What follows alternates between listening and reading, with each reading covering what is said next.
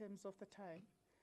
I'm going to read out a statement that speaks to developments in the area of economic transformation in the recent past.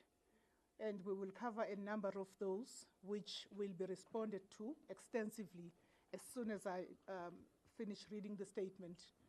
And again, we are joined by Comrade Pakstow, as well as Comrade Sputla Kgosienzo Ramokgopa, as previously introduced. I'm going to read the ANC statement,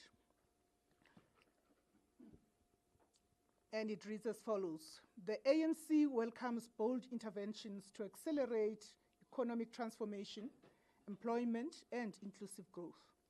ANC welcomes the decisive economic, fiscal, and industrial interventions being implemented in line with the ANC's 2024 election manifesto and the historic vision of the Freedom Charter that says the people shall share in the country's wealth. These interventions reaffirm the ANC's role as the leader of society and the primary driver of transformation in South Africa's economy. We acknowledge that South Africa's economy continues to face structural challenges. The unexpected 0.3% contraction in Q3 of 2024 financial year, largely due to the devastating drought and pressure in key sectors such as steel, confirms the importance of resilience, industrial diversification, and climate-smart growth. However, we remain encouraged by stabilizing business confidence, steady investment flows, and rising manufactured exports to Africa, all of which suggest that the country is on a path of gradual recovery. We are going to speak about a budget which needs to work for the many and not the few. The ANC supports the current budget proposal as a progressive and balanced response to the urgent task of stabilizing public finances while stimulating inclusive growth and protecting the poor. The budget allocates 61 cents of every rand to the social wage, including education, healthcare, and social protection, reaffirming the ANC's commitment to a developmental state that intervenes decisively to change the material conditions of the poor and the working class. The ANC further welcomes the proposed allocation of 1 trillion rands over the medium term towards infrastructure focused on roads, ports, rail, and energy, which are key to unlocking job creation, industrialization, and economic integration. We also note the proposed 15 billion rands injection into the presidential employment stimulus as a direct intervention to tackle youth unemployment. We endorsed the proposed expansion of the zero-rated VAT food basket, a critical mechanism to cushion low-income households against rising food prices. This is in line with the ANC's pro-poor policies, and we continue to support further engagements with stakeholders to expand this list responsibly and sustainably. Importantly, the ANC maintains its position that the national budget must not only rely on unsustainable borrowing. Fiscal discipline must support, not undermine, our developmental goals. Every rand must serve the transformation of our economy and the upliftment of our people. We turn to infrastructure and industrialization, building the economy from the ground up. We welcome the billions being unlocked through Infrastructure South Africa.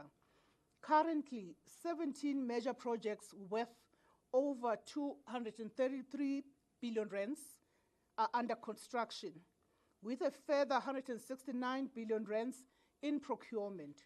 These projects directly support spatial transformation, township and rural development, and create employment and modernizing of public infrastructure.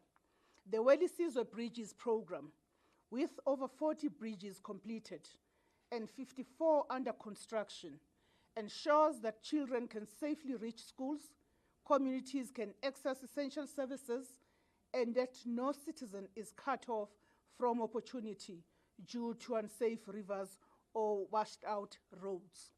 We further acknowledge the collaboration between the Ministries of Police and the Department of Public Works and Infrastructure in tackling the scourge of extortion in the construction sector. Since October 2024, over 745 extortion cases have been recorded, with 240 arrests, demonstrating the ANC-led government's zero tolerance for criminal networks threatening our national infrastructure program. We now speak about measures of the delivering on the ANC Manifesto, as well as the January 8th commitments. The ANC notes concrete progress being made to give effect to our elections manifesto and the January 8th statement, the program of action of the ANC for 2025. Among these, we talk about the stabilization of leadership in the Department of Trade, Industry and Competition and its entities. We welcome the election of Her Excellency Lerato Mataboge to the African Union Commission as Commissioner for Infrastructure and Energy. Government engagement with ArcelorMittal South Africa to protect 100,000 jobs in the steel sector and the related value chain. Over 29 billion rands secured in private sector investment, including projects by Yenfeng Plastic Omnium, FAW at Kucha SEZ, and Ogihara South Africa at Dube Trade Port. Operational special economic zones have also reported over 30 billion rands in investment and over 27,000 permanent jobs. Manufacturing exports to Africa grew by 5.1% quarter on quarter, reaching 203 billion rands between July and November 2024. The disbursement of 3 billion rands in incentives, of which 807 million rands went to black industrialists and 437 million went to SMMEs. The creation of over 9,000 new jobs from incentive-supported projects, with more than 4,700 jobs in the global business services sector, 93% of them which are occupied by young people. The expansion of employee ownership models, benefiting over 7,900 additional workers in diverse sectors, from cold storage to IT. Service exports reached over 7 billion for global business services from April to December. We talk about regulating the economy to serve the public interest. ANC also supports the interventions underway to reduce market concentration and promote price fairness. This includes inquiries and actions by the Competition Commission into sectors such as polymers, healthcare, online platforms, and energy pricing. Recent settlements, including the 14 million rands administrative penalty paid by Victron Energy and the withdrawal of anti-competitive agreements by Vita Gas, demonstrate a regulatory state that is acting decisively to create a fairer economy. We celebrate the recognition of the Social Employment Fund, which was recently awarded Prosperity Catalyst Award at the prestigious Bay Urban Visioning Awards in Bilbao, Spain. This international acknowledgement of South Africa's innovation in social employment demonstrates the South Africa's ability to lead both locally and globally in inclusive development. As we conclude, the ANC reaffirms that economic transformation is not a slogan. It is a program of action. The current policy interventions, budget proposals, and program implementation show that this is a government at work, stabilizing the economy, protecting the poor, creating jobs, and laying the foundation for sustainable growth. We urge all our deployees, our alliance partners, and sectors of society to remain focused and united behind the goal of building a capable developmental state, reducing inequality, and restoring the dignity of our people. The ANC remains steadfast. The wealth of the country must serve the people, not the few. We end there. Colleagues, I will then, at this stage, call on yourselves where there are questions. I've got SABC and ENCA. SABC? Well, do we have newsroom? Is that an indication, Pravoy? Oh, okay, okay. Let's go. Thank you. It's Kenny Makanga from SABC News. Thank you. You've said that you stand by the budget as it is. We know that there are some contested elements of that budget, such as the VAT increase. How will you get it passed? The public want to know who will be backing the ANC and getting that budget passed. Thank you very much. Let's take a newsroom. I'm covered. Oh, you're covered by that. All right. Okay. ENCA? Thank you very much. William T.D. Jones, ENCA. I just want to know if the NEC, for the past 2 days, have discussed this issue of the budget.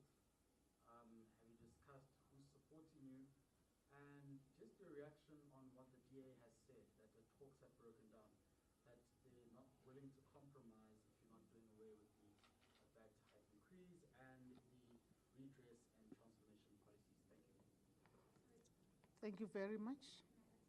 SABC? Can I answer that one? Yes. I also wanted to ask about the relationship with the DA and the ANC. Of course, this is just one issue, and because of the ideological differences between the two parties, we're going to run into a number of challenges. Is there always going to be a situation where there is this kind of barter and trade between the two parties, where one has to get their way in order for the GNU to move forward, or does this spell the end of this relationship, and maybe the ANC looking for different partners in the GNU that carry the same type of, I guess, goals towards the people of South Africa? Thank you very much. I will, we've got City Press. Norman Masumwini from City Press. Did the NEC discuss the next move or the plan since the DA said they're not going to support this? What will be the next move for the ANC so that they get the budget to be passed? Because there has been in negotiations or engagement with the MK Party and the EFF. Is there a resolution that shows that maybe you are willing to give one of the two parties a chance to be part of the GNU? Thank you. Thank you very much. And we are just going to do one round, colleagues, so let's get as many as possible because some of them are interrelated. Business Day? About the prospects of the VAT hike, the prospects that it could have on the ANC showing in the 2026 elections, since the VAT hike is probably going to hurt the majority of the ANC's voters' votes. Thank you. ENCA? Just again, obviously there's been controversy around how some officials from the US have made mention of or touted rather targeted sanctions against ANC leaders. Did you discuss this as well in the ANC meeting or during the ANC meeting? Thank you very much. The public broadcaster keeps popping up. Let's continue. SABC again. SABC, and then I will I'll go back to Tando and then end with newsroom. Okay. Can I also just check, it's a bit off topic, but if the NEC has considered that the NEM National Political Council yesterday decided to recommend to its June Congress that the union should support the SACP at the next election. Is there any concerns about the unions turning against the ANC ahead of 2026 that has been discussed around? I'm glad that you said it's off topic. Then I will take Pravuyo. Just from whatever conversations you may have had, have any possibilities been raised as to where the money that is supposed to come from VAT could possibly come from? Thank you very much. City Press? A follow-up to Pule's question is that there are talks about the ANC trying to have a resolution to remove some of the US the USA goods or things that are being sold in South Africa. Was that discussed, or is there a resolution of that nature? Thank you very much. I am going to also, before I turn to Comrade Parks and Comrade Sputler, let me take Business Day. So the budget doesn't make any direct allocation from any of the implications of the geopolitical situation, especially the Trump matter and how it could affect just South Africa's budget. Did the ANC, ETC discuss this at all? How do we build a resilient strategy towards it? What does the ANC propose with regards to that? And then the ANC has been very vocal about it having a wider say in how the budget is constructed before it is tabled in Parliament. What were the outcomes of the discussions within the ETC? What does greater scrutiny of the budget require from the ANC, apart from the processes that are currently underway in Parliament? Of course, with the ANC's participation. Thank you. Back to ENCA. I just want to find out,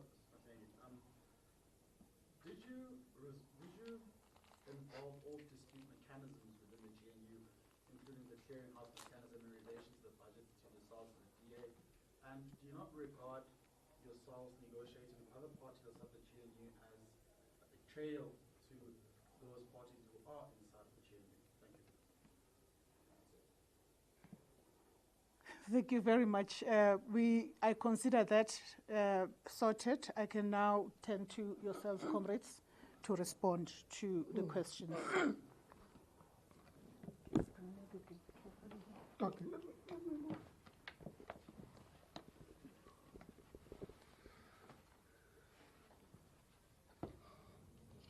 Okay, this might be tricky. I might become a bit tall.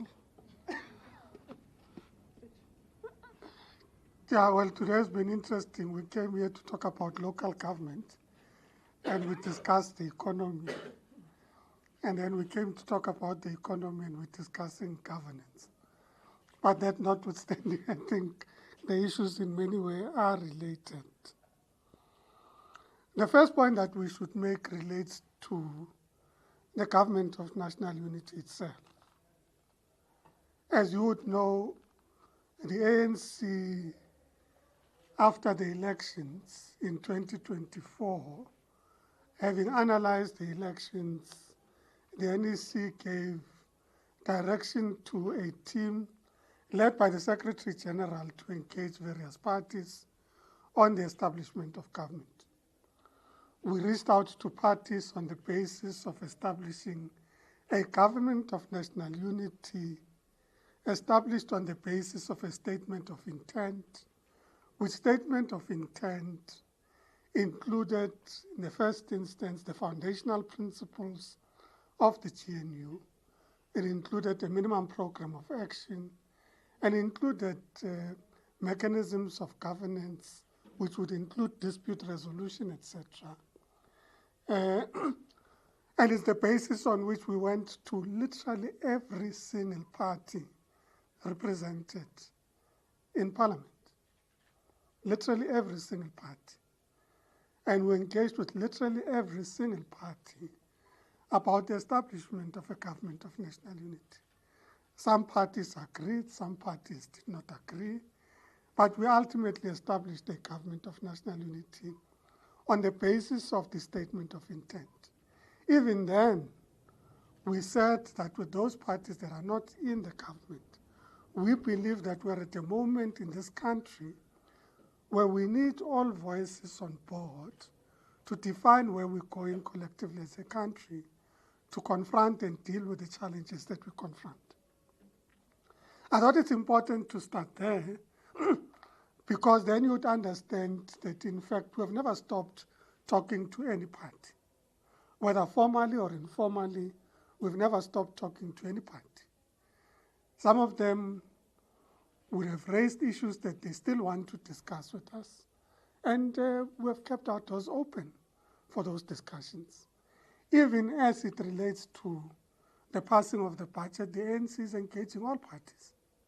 Because in essence, when you go and pass a budget, you need to ensure that you get the maximum number of members of Parliament to agree with you on the budget. So we've engaged all parties and continue to engage parties around the budget and how we'd engage on the budget.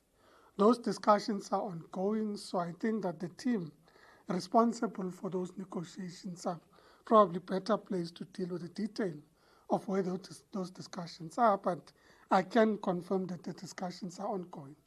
I imagine that those discussions would continue, possibly up to the last minute when we go to Parliament on Wednesday.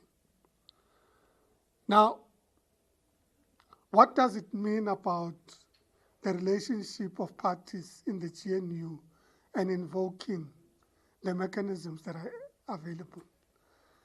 Firstly, I should say that in government, all parties in the GNU were engaged on the budget, on the proposals, both on the revenue side and on the expenditure side.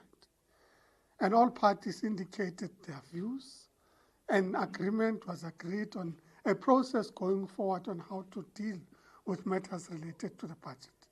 Of course, this is the first time we went into a budget process as the GNU, so there are lessons that we've learned from that process, including the time of engagement, how you interface between the government processes and parties, how you recognize the role of the Minister of Finance in terms of what the Constitution dictates against the reality that you engage in, that you need to engage other parties. So you need to balance all those factors. And I think we've learned lessons from this process about how to manage these issues going forward.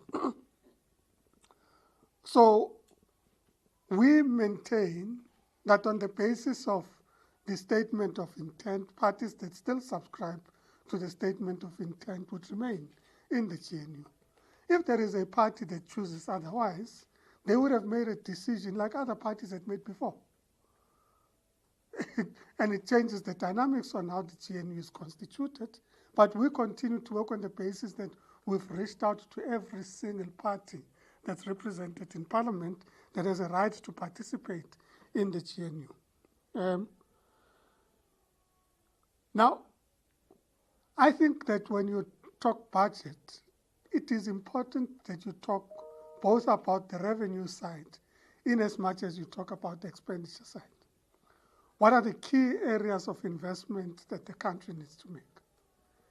Certainly, as indicated in the statement, a commitment to ensure that we're able to address the plight and needs of the poor and consolidate, in essence, what constitutes the social wage. And this would include elements such as free basic water, free basic electricity, grants across the board that would include grants in relation to old age, disability grants, child support grants, including, of course, access to health and other facilities that government provides. It also includes the social relief of distress grant that was introduced during COVID. Now, when you look at the expenditure side and you say, how do we address these expenditure pressures, you have to take into account how you're going to raise revenue to manage that. Now, we've agreed on a process that says Parliament is considering the proposals with regards to the revenue proposals that would include the 0.5% VAT increase. This report would be provided to Parliament when Parliament considers the report that comes to it in relation to what's the way forward in that regard. But equally, when you deal about revenue, you're cognizant that if I cut on the revenue side, I have to cut on the expenditure side. And you have to make priority decisions. To cut, you would realize that the budget also extensively invests in economic development and growth.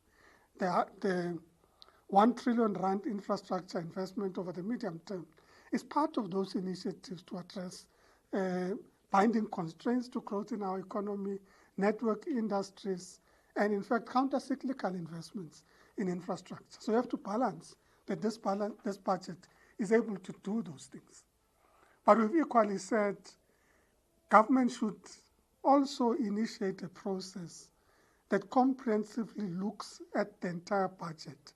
But you can't make a decision that places the budget at risk when you have dealt with the expenditure side without dealing with the revenue side. But a commitment has been made that a process would be kick-started to address comprehensively areas that we think there are efficiencies that we can gain from the budget. But these processes, you can't do it at the same time. You can't say, let me cut expenditure or let me reduce revenue and maintain expenditure on the basis of work that I still have to do. You say, well, okay, let me balance the budget whilst working on addressing certain fundamental issues that are in the budget.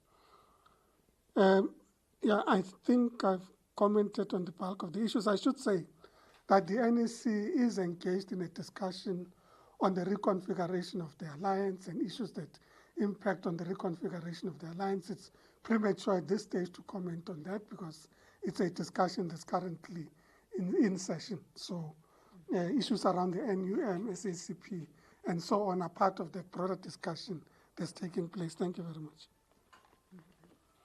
I've left the difficult ones to complete. One.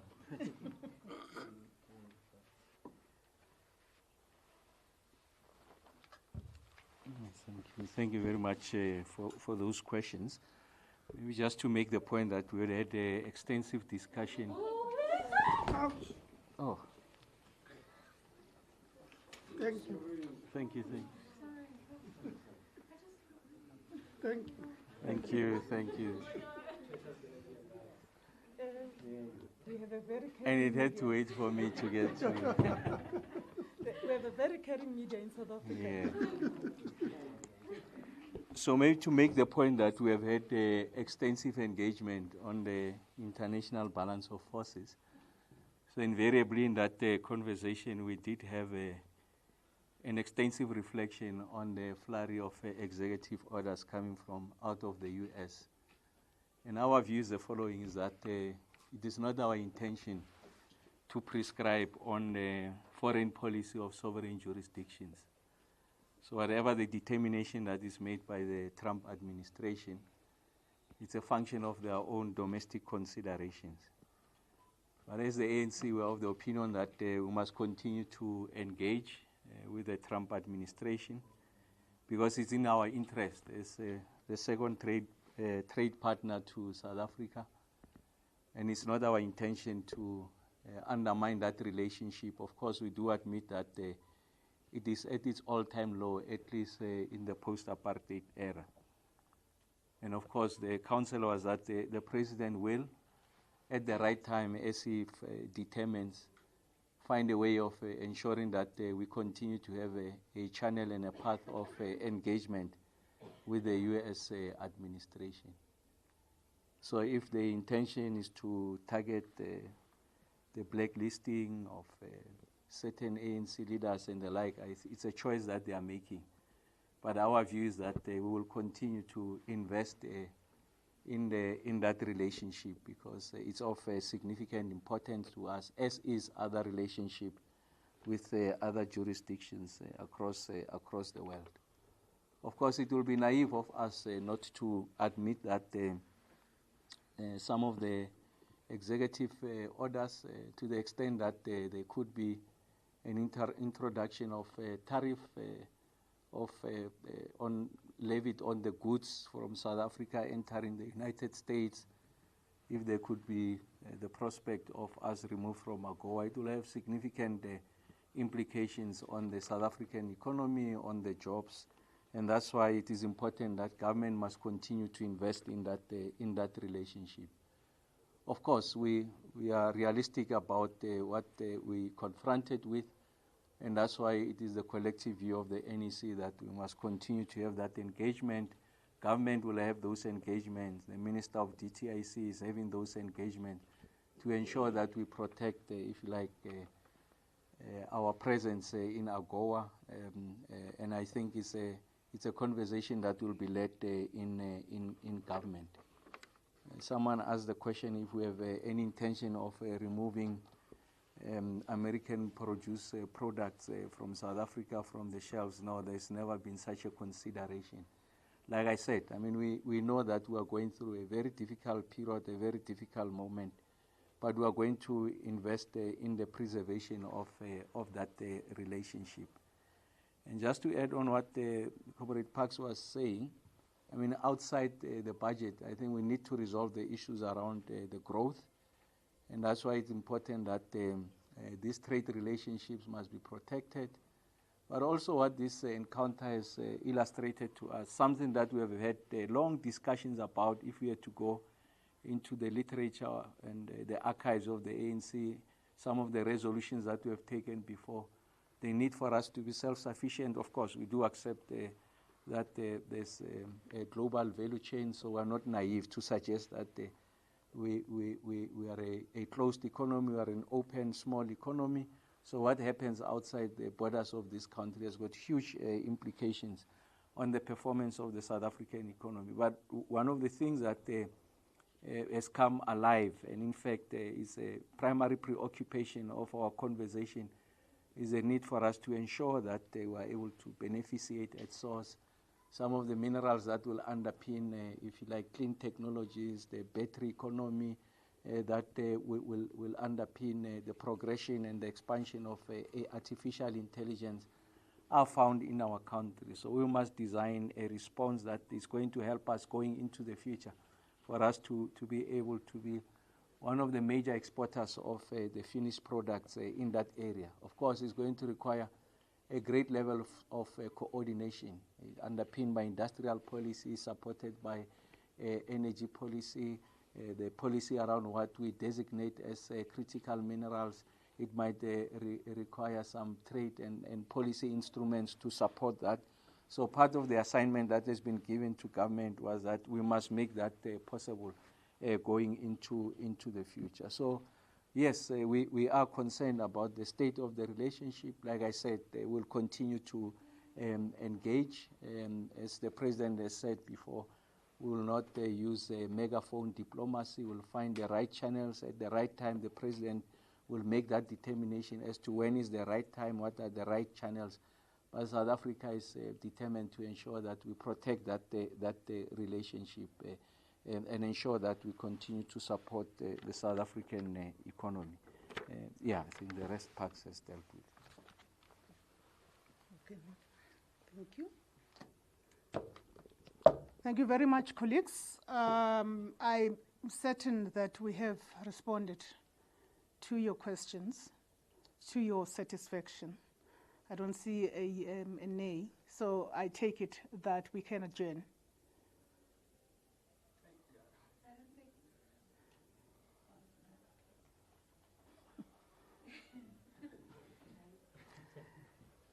I am going to reopen another round, comrades, so that we address matters to the satisfaction of our colleagues. Let me start this side, start with you, Bravuyo, and then just in that order. We have a comprehensive statement that even talks about the return on investments that have been made by South Africa. It's not only the national budget.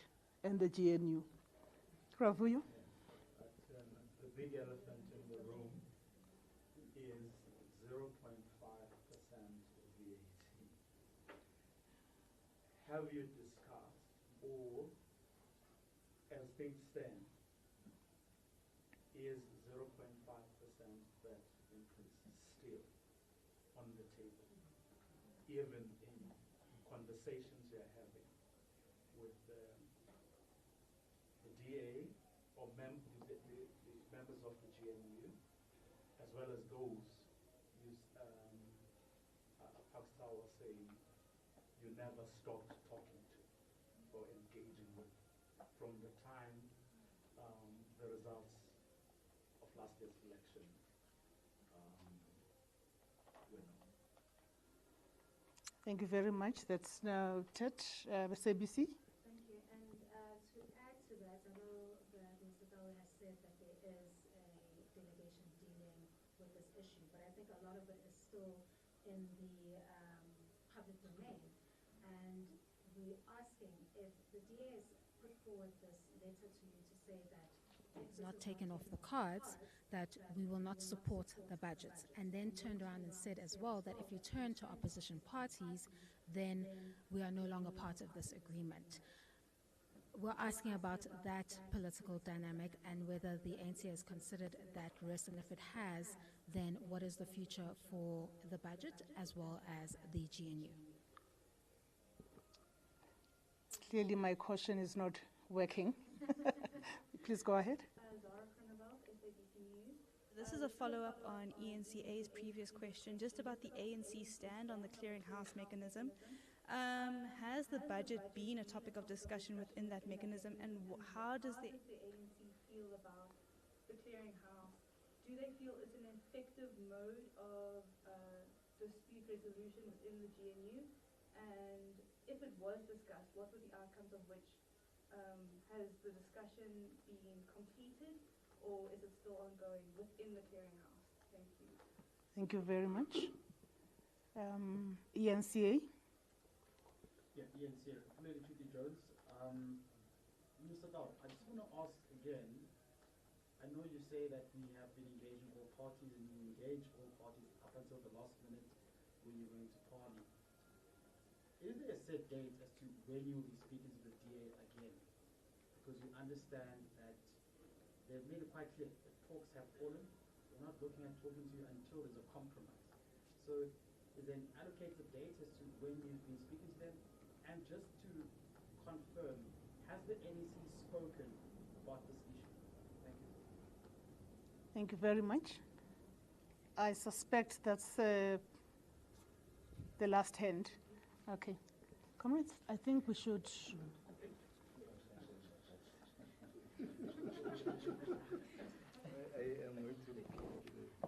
Sure. Yeah. Well, clearly the responses in your calculation were not sufficient, and some parts of what I'll be saying really it will be an amplification of what Comrade Parks has raised earlier on. So we make the point that the first is that there's a budget proposal that is before us.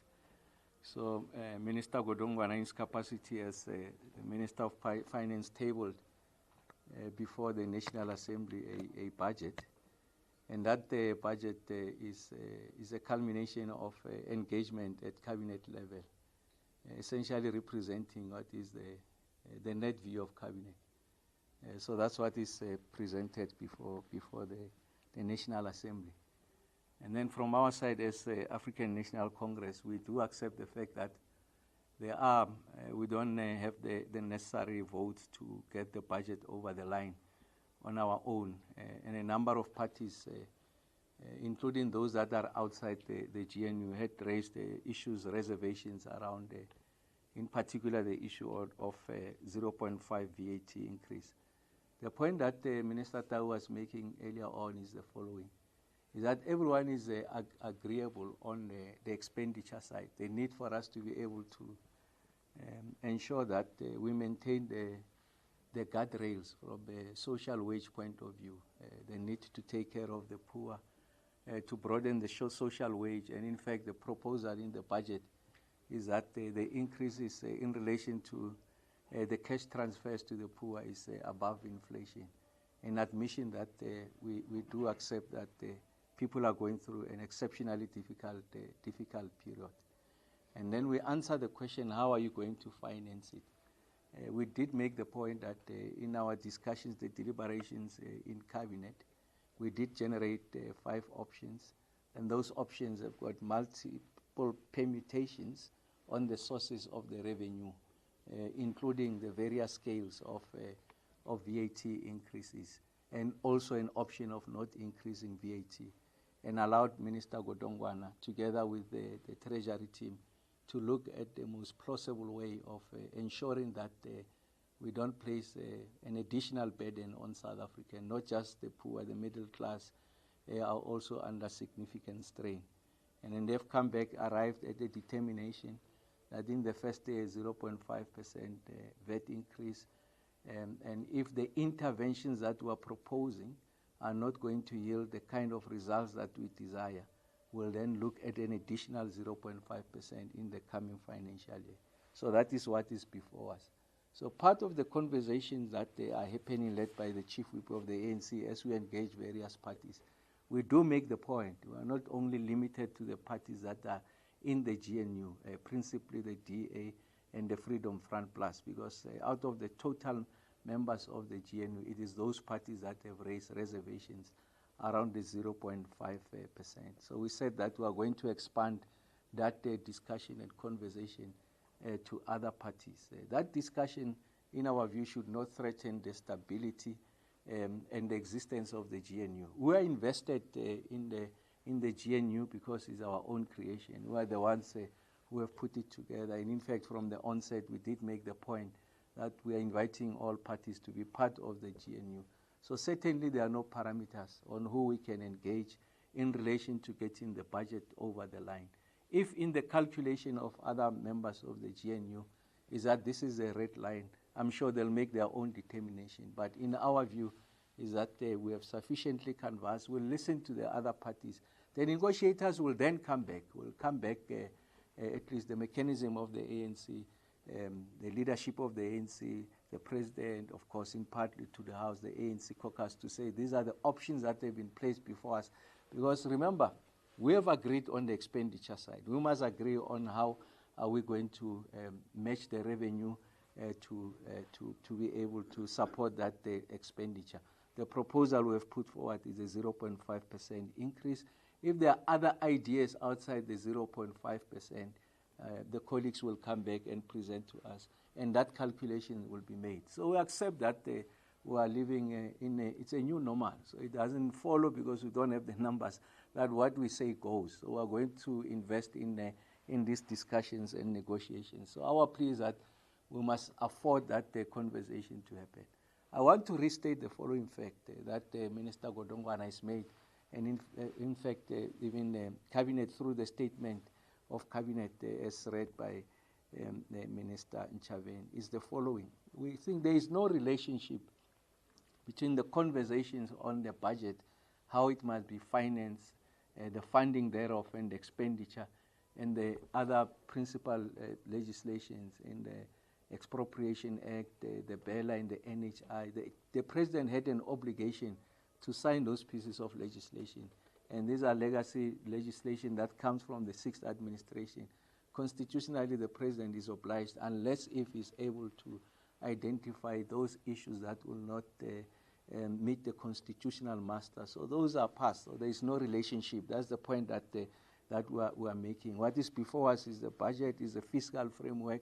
To the extent that there are challenges with regards to the fiscal framework, let's have a conversation on that. So the long and short is that it's still on the table. That's the basis of negotiation and discussion. And we don't think that should threaten the GNU. I've made the point earlier on, we're invested in the success of the GNU. It's our own creation. We want to preserve it, if anything, consolidate it, and make sure that we are able to proceed. There is nothing in that statement of intent that says those that are outside can't be engaged on any matter. I think it will be a height of folly just to lock ourselves in not talking to others.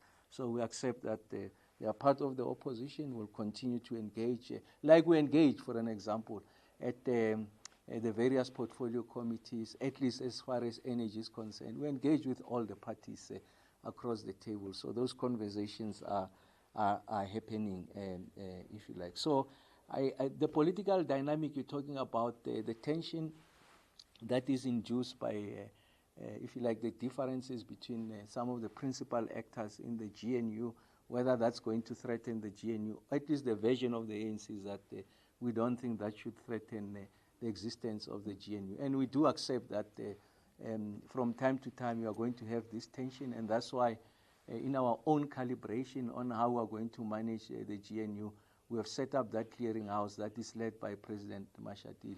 There's about 2 or 3 items that they've been able to solve, they've been able to smooth, and so yes, it's got a track record of showing success. Even this conversation had happened through that discussion. The president, in fact, put together a smaller team of the parties of the GNU to discuss the issues of the budget, and then it culminated in what we had tabled in cabinet. So we're investing in the success of the GNU, and accept that from time to time you are going to have this kind of setbacks. So that as a dispute resolution mechanism, it does work. And as you know, we have institutionalized it. And of course, it can take various shapes and form as and when we are confronted by certain difficulties and challenges. Like I've made the point, when we're engaging on the budget, there was that smaller team that said, I think they had 2 to 3 iterations of those discussions, generating the options that were presented before cabinet. Cabinet approved those options, and it was leaning towards, I think, 2 of these options, and gave the responsibility to the Minister of Finance to finalize and come back. The minister then came back. Cabinet, we agreed, the net cabinet, there will be other voices that express views different from what is before us, like we do on many occasions, items before cabinet. But the net result is that cabinet then endorsed, and that's what is the basis for negotiations and discussion. We'll allow that those negotiations to unfold. They'll go throughout the night, but we are confident that we should be in a position to get the budget over the line and ensure that there's certainty on spending going into the future. And the last point I want to make is that we must resolve the growth story. Otherwise, we are tinkering at the edges. If we don't get the economy on the right path, we are likely going to end up in the same situation. It will be more acute because the deficit will be significantly higher. The demand side on the expenditure will continue to grow because people will be out of employment, will be hemorrhaging jobs if the economy is not growing, and will need to support this, if you like, that expenditure. And that's why embedded in what Minister Godongwana presented is the issues around the 1 trillion rand of infrastructure funding over the medium term. We accept that for the economy to grow at the levels that we desire, gross fixed capital investment, which is a proxy for investment, should be about 30% of GDP. As I speak to you, are at about 14.9%, and that's why we must accelerate that. And we also identify that the foundational network industries, water, energy, and freight rail are going to be the priority sectors, and supported by the instruments, the levers that the Minister of DTIC has to ensure that we are able to build this momentum. So the budget addresses the growth story, but the point is the now. You need money now to support this expenditure. So as we have this conversation around the growth story, we have to find sources of revenue to support this, and that's why the 0.5% is before us. Like I said, we'll continue to engage, and we don't think, at least as far as the ANC is concerned, that is an existential challenge to the GNU. That's our vision. Others might have their own vision. We invested in the success of the GNU.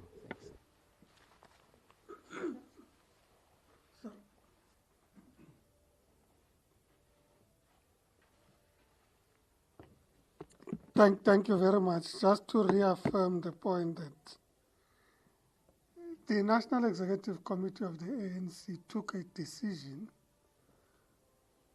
relating to the establishment of a government of national unity. That decision has not been that discussion, but at this point, that decision has not been varied. The second point is that, and you know, we cautioned when we engaged in the negotiations to establish the GNU, you can't negotiate through the newspaper or TV. You can't negotiate through the media. When you negotiate, you have to negotiate as parties and avoid posturing in engagements and negotiations. And we'll continue to engage all, to suggest to all those that engage with our teams that are currently engaging with them to protect the integrity of the negotiations underway. So we have always avoided to negotiate on the basis of press statements and so on. There are intense discussions that are ongoing, and I think we should try and preserve that principle. The other point I thought I should make is that, you know, it is also important that members of cabinet stick to the oath that we all took, so that when we serve in cabinet, we serve on the basis of the oath that we took in front of the people of this country, in front of the Chief Justice, and contribute on that basis. So I can tell you that, in fact, at least we as members of the ANC in that cabinet engage robustly on any matter. On any matter, we don't start by going to look for a party position before assuming our responsibility. Of course, there's broad policy guidelines and direction that the ANC has given, but there's also a risk that you go into meetings and you start by saying, well, imagine a cabinet that says we need to go and caucus. There's a risk if you do that. There are huge risks. My last point that I thought I should make is that it is very, very disingenuous when political parties say, well, actually, we can agree to the 0.5% and then make political demands, not budget demands, political demands. It's a big risk. And I think it's important that we are conscious of that. Because sometimes when people say, well, we took a principled decision, when in fact you're trying to extract political concessions, I think it's an unfortunate thing. And I do think that it's important for all of us to be held accountable for our conduct in government, our conduct in parliament, and indeed our conduct in front of the people of South Africa. So we can't do things that try and extract political concessions and pretend that you're actually discussing revenue. I thought I'll make that statement so that it is very clear sometimes what some of the postures are about by certain people. Thank you very much.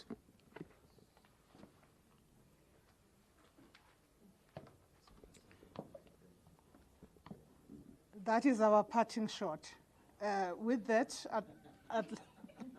yes, true story. Yes, so the conversation about the budget, as said, is ongoing, but the negotiations must stick to the budget and not seek to reconstruct the policy environment in South Africa or to change the laws of the country. There are processes for that. Thank you very much, colleagues. An update on tomorrow's program? We will do that immediately after this. Thank you very much. We are adjourned. You don't want to go.